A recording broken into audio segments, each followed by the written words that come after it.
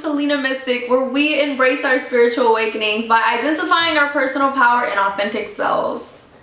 If you'd like to become a part of this tribe, go ahead and like, share, subscribe, and comment down below. And also push on that bell so that you can be the first to know about any upcoming uploads. For those of you who want to be a part of the Letters to Lina Mystic, go ahead and send me your relatable stories, your relatable questions to letters2linamystic@gmail.com. That's letters, the number 2, linamystic@gmail.com. This is our first episode of Letters to Lina Mystic. Let's clap. I'm so excited. My husband has been pushing me very hard to go ahead and do this. I've been a little bit nervous because it is a lot of pressure to be able to answer your questions, but I have to remember that I work through my guides work through me, and your guides work through my guides who work through me, okay? So I'm finally here. My husband was like, today is the day, and I'm like, okay, gotta be ready. And you know, he hit me off guard with it, but this is the first episode, guys, and I know that it's going to be great because I just had a conversation directly with my guides, and they were like, yep, you're ready, let's do it. So let's get into this email. It's from this beautiful person named Laura from Brazil. Oh my goodness, I am hyped because I'm about to go to your place and spend the night because I haven't been to Brazil and I've always wanted to go. But we'll talk about that, okay? Maybe I'll respond to your email instead of just in the video. It says, hi Lina, my name is Laura and I'm from a small town in Brazil you probably never heard of.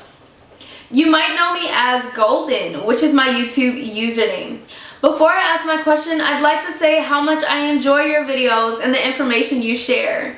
I have a special trust in psychic mediums and it has been Wait.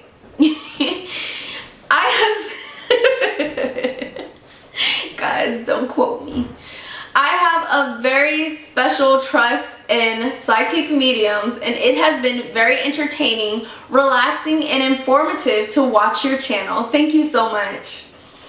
So, once we're in 2021, there's a lot I want to be able to do, including starting therapy again, and diving deeper into my spirituality.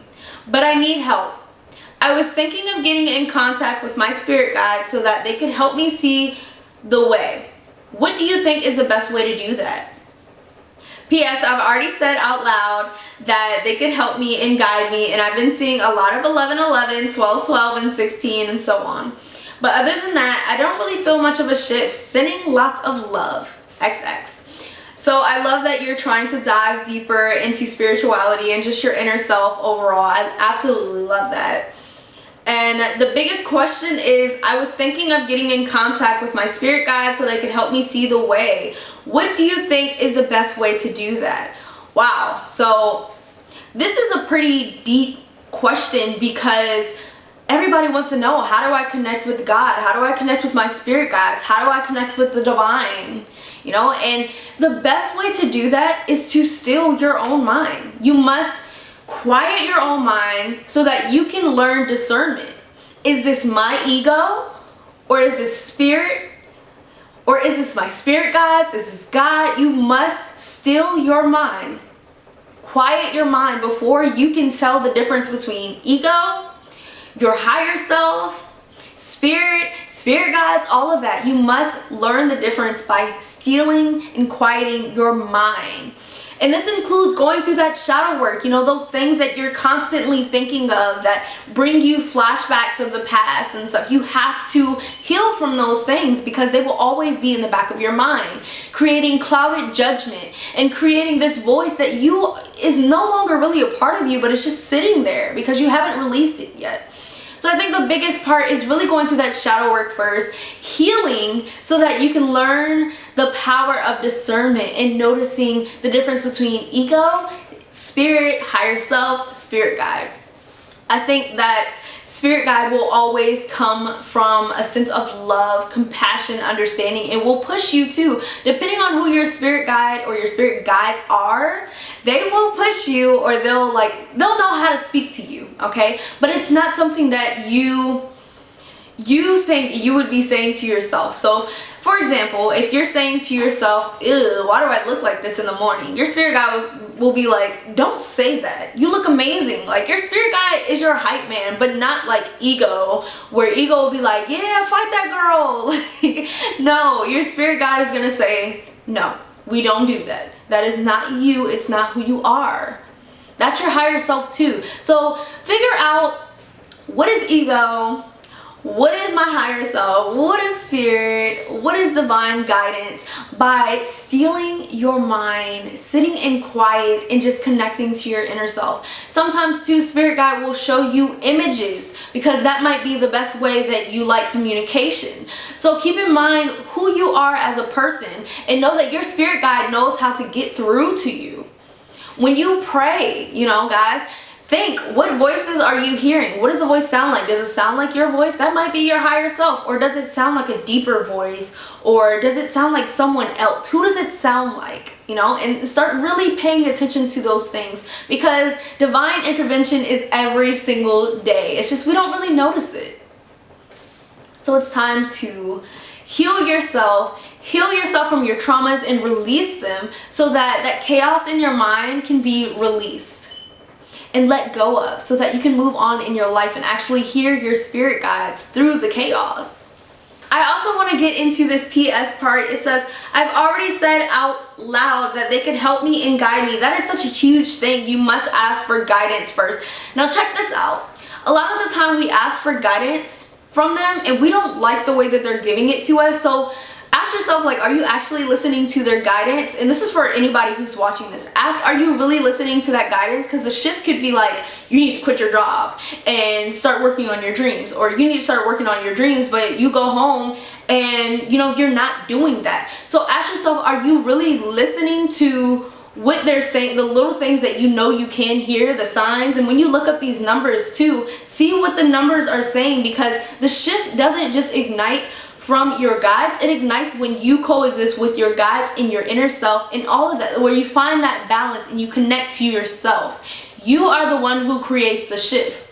Your guides just put it into play. They give you that choice, okay? It says, but other than that, I don't feel much of a shift.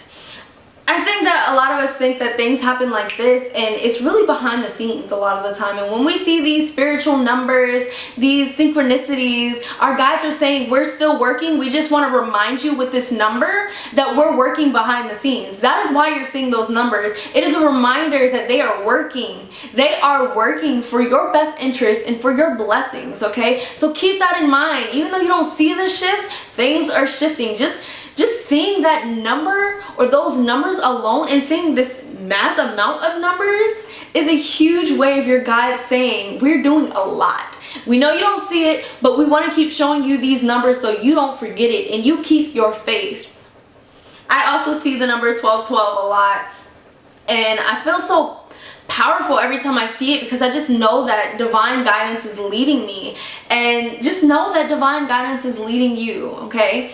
Like I said, keep in mind that you may not see it, but it's happening. Those blessings are coming, and they're here in every single day and every single moment. There's little particles of presence of blessings everywhere. Now, for those of you who don't really like meditation, I do recommend meditation when connecting to your spirit guides, even guided meditations on YouTube or Spotify or whatever you can find.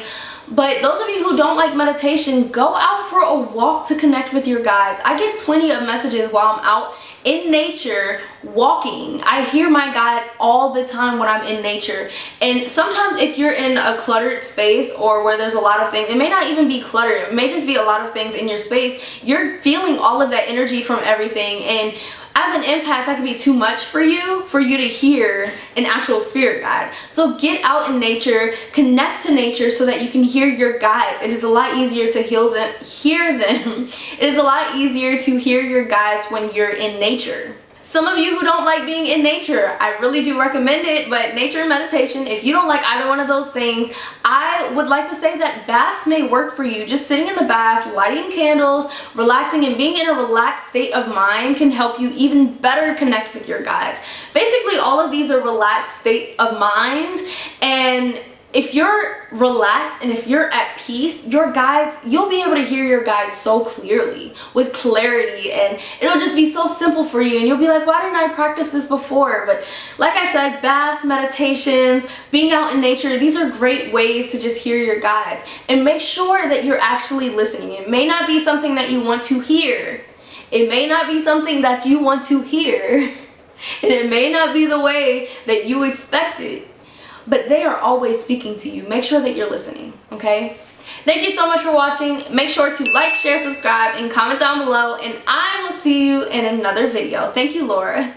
See ya.